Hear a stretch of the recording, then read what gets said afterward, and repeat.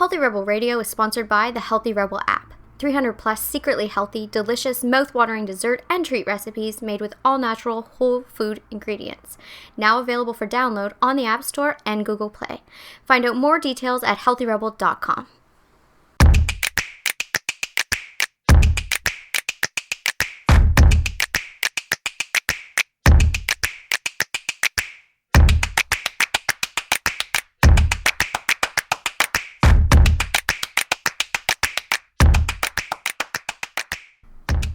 Welcome to Healthy Rebel Radio. I'm your host, Dr. David Dizer. I'm here with my Gamey Health Healthy Rebel co-founder, Amy Lane. Good morning. Good morning. I'm obsessed with the sunshine.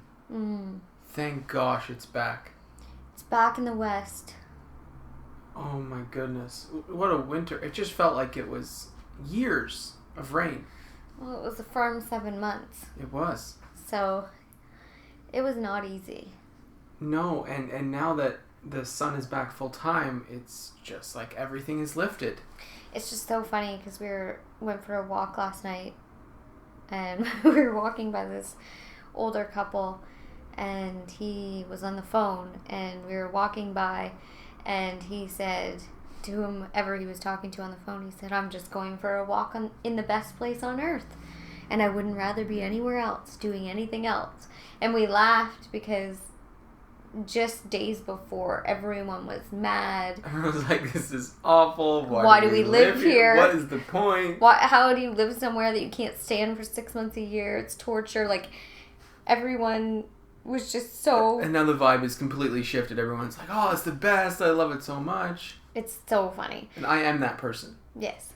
I feel like yesterday I switched on. Yeah, I mean...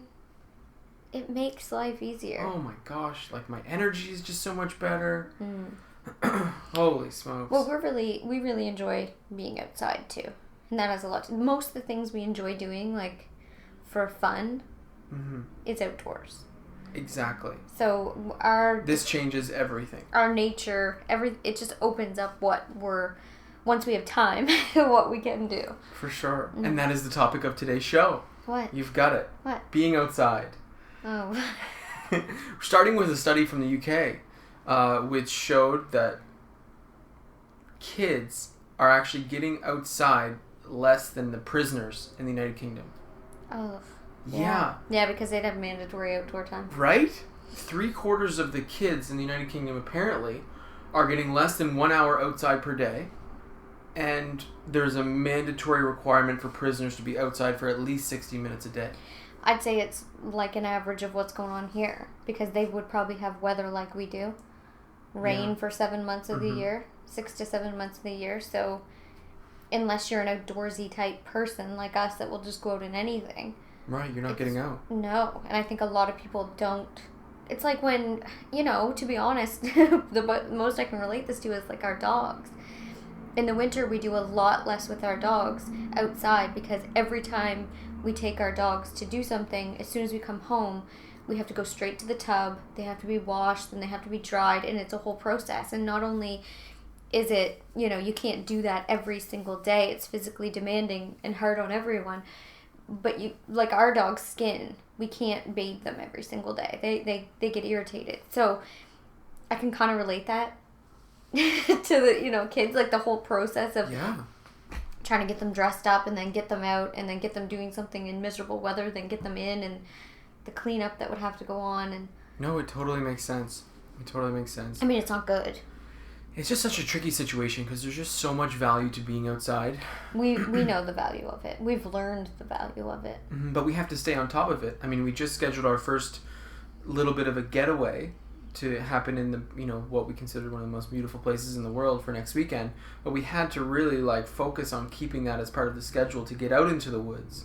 I mean, we're going into a cabin in the woods for, 4 days next week, and that's really important to us. And we find that it's really helpful for mood and energy and sleep and all these things. But you have to work on it. Yeah, you have to plan it. And there's always a reason for us not to do it. We can always find a reason,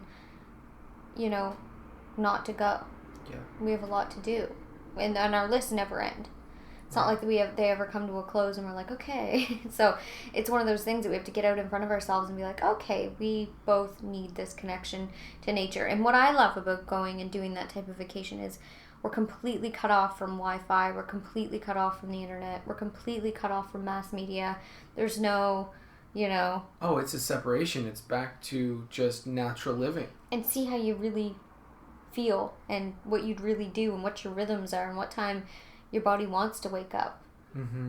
We don't really use power at these places. No, and my favorite example of this is when we were in the Okanagan. We were camping last year, mm-hmm. and during that time we were right on the Okanagan Lake, mm-hmm. and we slept basically 2 meters from the ocean. Mm-hmm.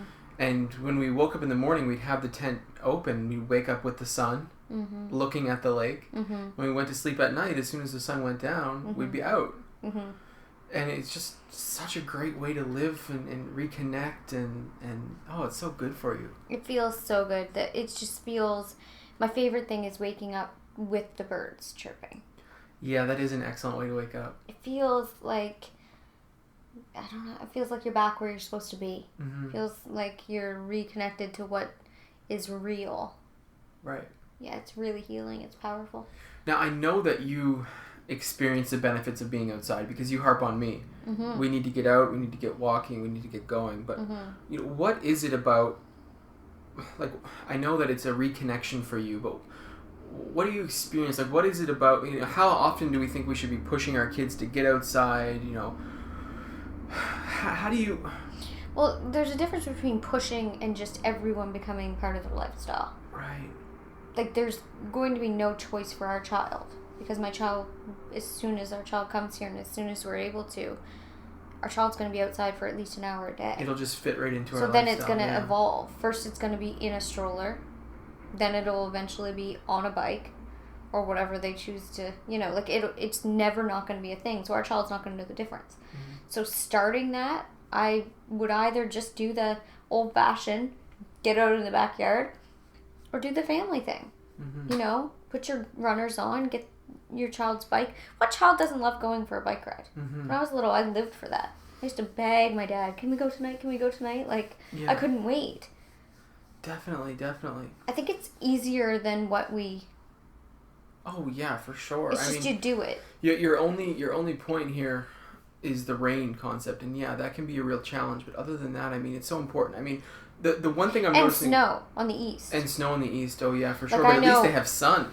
100%. But I know there was a couple weeks there in the winter that my sister, she has 2 boys. One's 13 and one's 11.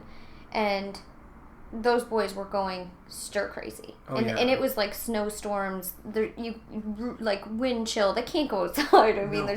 It would not be healthy for them to be outside in that. Mm-hmm. And I know they were going nuts. But she sees a difference in their behavior when they don't have that connection to being outdoors. Definitely. And it's little things. It's different for each of them. One is like a magical woodland fairy. He has little friends in the neighborhood and he goes and builds forts and he's just gone. There's no effort. He'd rather be outside. Mm-hmm.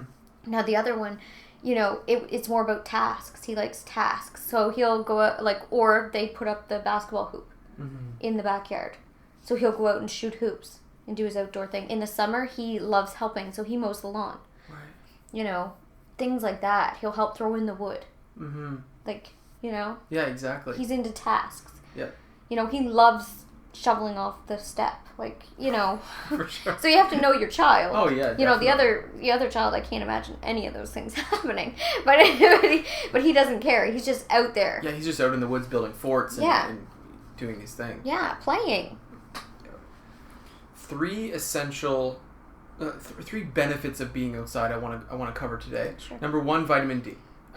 Everyone is talking about vitamin D right now because the sun is coming back and how good everyone's feeling and everyone's starting to realize, oh my gosh, it is the vitamin D. It is the sunshine. I am getting energy from this sun and from being actually, in the outdoors. But vitamin D is so important for literally everything in the body. Health Canada has said that everyone in the Northern Hemisphere should be supplementing a bit of vitamin D throughout the course of the winter.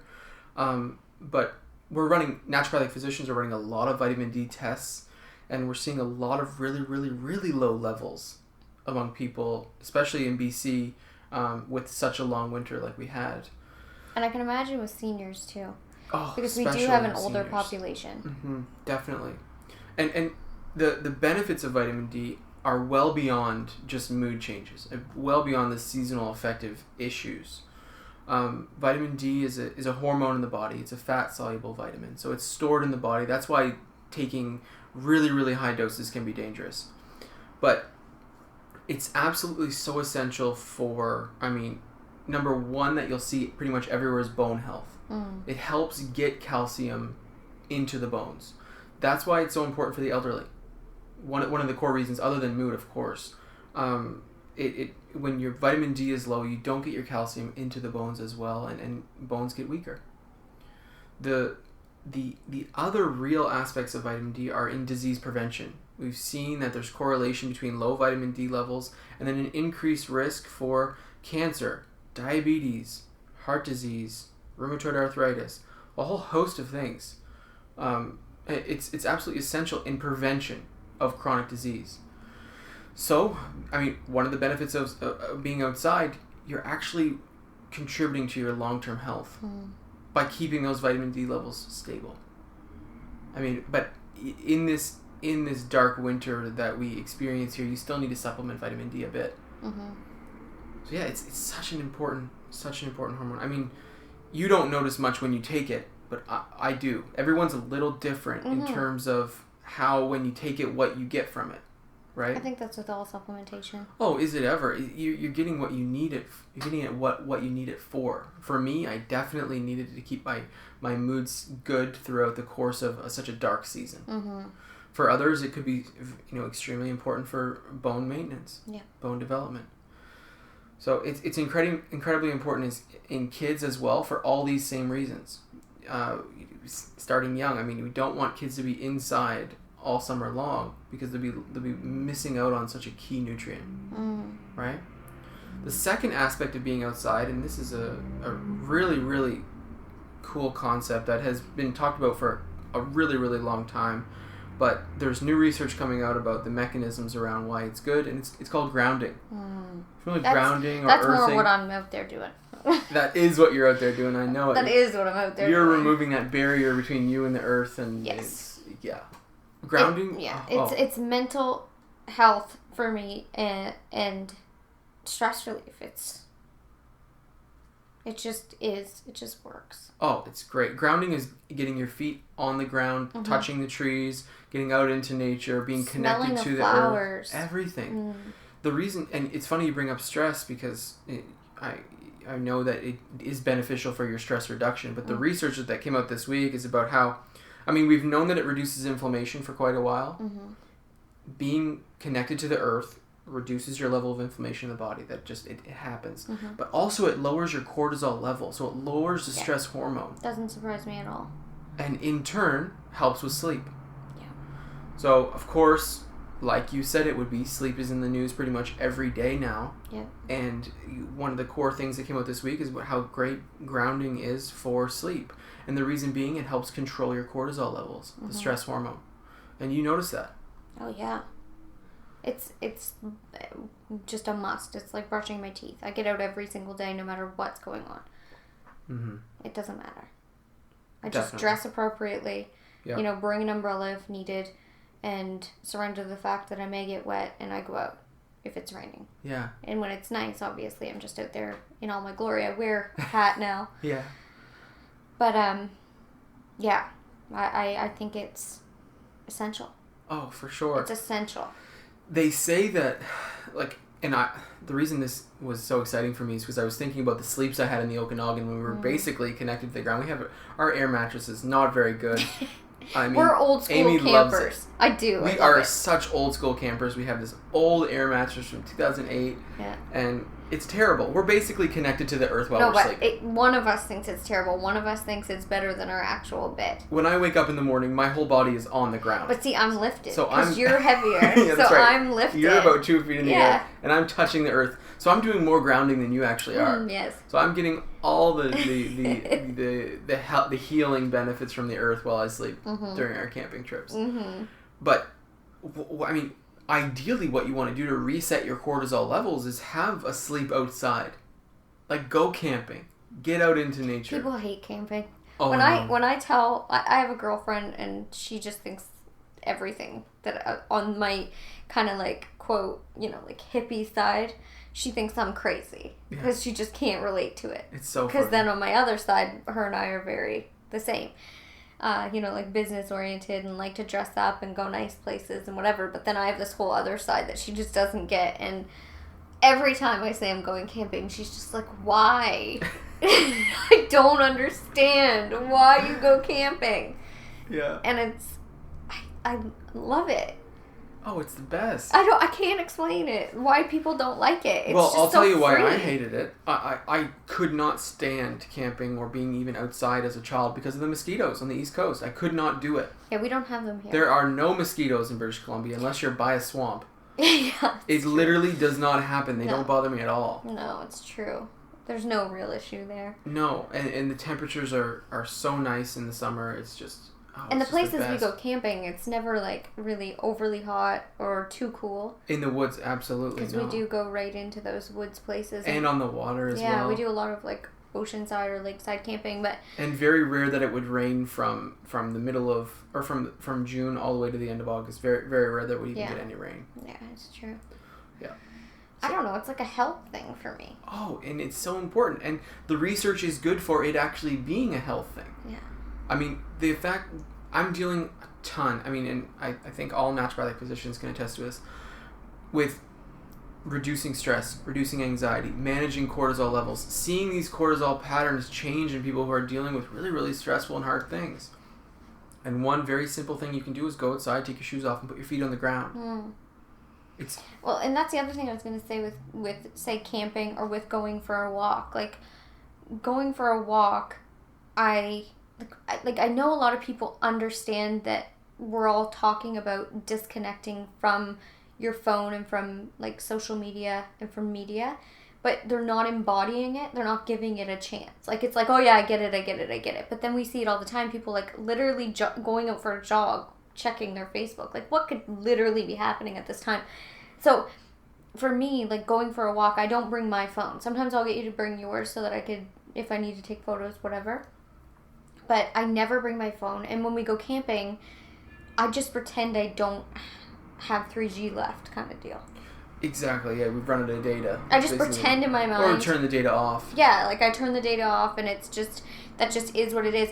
And just at first it's kind of uncomfortable, especially if you're like used to checking your stuff or if you work online and you're like, oh, the world will fall apart. But the reality is like those breaks are so healthy and so valuable. And it's something you have to monitor. You have to do it yourself. No one else can do it for you. It's true. It's just one of those things. It's like exercising. Yes, and it's really valuable though. People don't take it seriously. Like it is an anxiety-inducing, unhealthy thing. Like David and I were just saying a couple weeks ago, we were going for a walk and everyone we passed was like looking at their media or talking to someone on the phone, and I said like, who are all these people talking to? Yeah. Like, maybe we're all a little over-connected. We're all talking about, oh, we all need more connection. We all need more people. We all need... Maybe not. Maybe it's swung too far. Because, like, back in the day, like, when we were growing up, like, my mom would have, like, her 1-hour conversation with her girlfriends once a week. But, like, if we were at the grocery store, we were at the grocery store. And whoever was there was who we were talking to. Yeah. When we all went to the cottage, we had, like, a shared phone line. So, like, you didn't even really want to use the phone. Right. When we were young. Well, like, honestly. But the situation is different now. It's too highly connected. I know. But what's become more important now, and this is an awesome topic, is bringing it back to self and getting comfortable with yourself again. Well, I think that's the thing. Like, if people are avoiding just feeling uncomfortable with that, but then riding the wave of uncomfortable anxiety of looking at like an Instagram feed. Yeah. And we talked about this a couple weeks ago with adolescents. The recent studies coming out with the more you check your phone, the more anxiety you had in that adolescent study. It's very interesting. Mm-hmm. This is actually being proven. Mm-hmm. It's not just a phenomenon that seems to be happening. We're actually seeing increased rates of anxiety disorders because of it. Well, and if we pull back far enough, like, what are we all doing? Yeah. Like, why are we hyper checking our stuff. It's important to check in with yourself because, I will ask myself, and we talk about this a lot, why am I looking at this? What am I doing? And oftentimes what I'm seeing with people is that we're trying to get connected to something emotionally. Like it's when you go on your feed, you see negative things, you see positive things, and it gives you this emotional charge of some sort, and that can be addictive. Yeah, and then I think we become numb. Well, absolutely, it becomes oversaturation. But we become numb to our own selves, and then normal feelings and normal things, and like being with one person talking in a social situation just isn't enough. No, it's it like needs more, and it's too much. It is. Just too much. Well, I get physically sick when I'm, I get physically sick if I've been around media too much. Mm-hmm. I need a break. Oh yeah, and I'm seeing so much multiple chemical sensitivity. I'm seeing electromagnetic sensitivity. I'm seeing all these people who have been to the conventional system and they said, "Oh, there's nothing wrong with you. You just have anxiety." And then all of a sudden, you take this separation from the phone. You get out, you do the grounding. You get out, do the walking. You get out and, just experience some sunshine. And all of a sudden, the anxiety starts to fade away. Mm-hmm. And maybe we are dealing with multiple chemical sensitivity. Maybe we are dealing with electromagnetic sensitivity. These things are definitely real.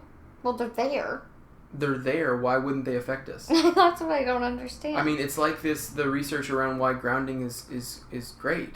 Mm-hmm. It has to do with the electromagnetic potential of the Earth and how that changes the ions in the body. And what we've actually shown is the Earth has a negative charge, and what it does is it can reduce the reactive oxygen species in the body, which is actually really, really beneficial for disease prevention.